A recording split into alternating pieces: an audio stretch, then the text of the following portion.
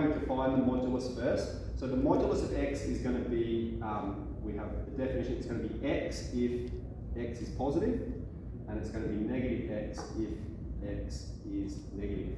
Okay, that's what the modulus of x means. So if we have modulus of x plus 3, okay, modulus of x plus 3, it's going to be x plus 3 if x is positive. Alright, sorry, if x plus 3 is positive. Alright, everything inside the modulus being positive. And it's going to be minus x plus 3 if x plus 3 is negative. Okay, that's the definition of the modulus. And so what we'd be doing then, in order to graph this, we can manipulate this a little bit more, make it a little bit clearer. If I solve this inequality, I'll have x greater than or equal to 3, negative 3, and here I'll have x less than negative 3. Alright, so up here, if we were going to graph it, we would consider the axes, and for values of x larger than negative 3, we'd be graphing this function, and for values of x less than negative 3, we would be graphing this function. That's what's occurring when we define the modulus. Okay? Let's move on to our question B, because we did A last time. So, I've got, this is it here, and notice how the modulus only applies to this component.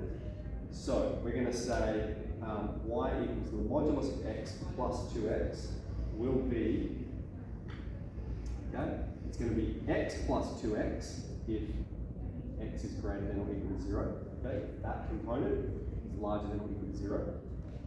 And it's going to be minus x plus 2x if x is less than 0. Okay, again taking that component, making it less than 0. So, no need to move these across a little bit. We're just considering on the Cartesian plane, the function being greater than 0 and the function being less than 0. Now, x plus 2x will collect to be 3x, and minus x plus 2x will collect to be x. Okay, so the graph of y equals x is for x is less than 0. So y equals x looks like this. And the graph of y equals 3x for x is larger than 0. So that's going to be, have a slope of 3, across 1, up 3, across 1, up 3. It's going to be much steeper. So we have y equals 3x and y equals x. Y equals x for values less than 0, y equals 3x for values larger than 0. Just talk about how to graph this using your calculator quickly. So, next. Does that function have negative values because the entire function is modulus?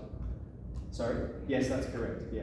So we've just got to collect it algebraically. Look at the definition of it algebraically. This is what it simplifies to, so it will have negative values. Yeah, so if it was the modulus of 3x, it would all be positive. Why? Because it's x, modulus of x, and then there's 2x, which is in the modulus, it gets a negative value. Correct, yeah. Okay, so what we press, option, numeric, and you can see absolute. Option, numeric, and we've got abs. You've got abs. If you're doing the absolute, you're getting rid of your negatives. You're getting abs. So we've got absolute value of x plus 2x. And there's the function that we just sketched. Beautiful. All right, so that's enough to finish 3F.1. So we'll stop there.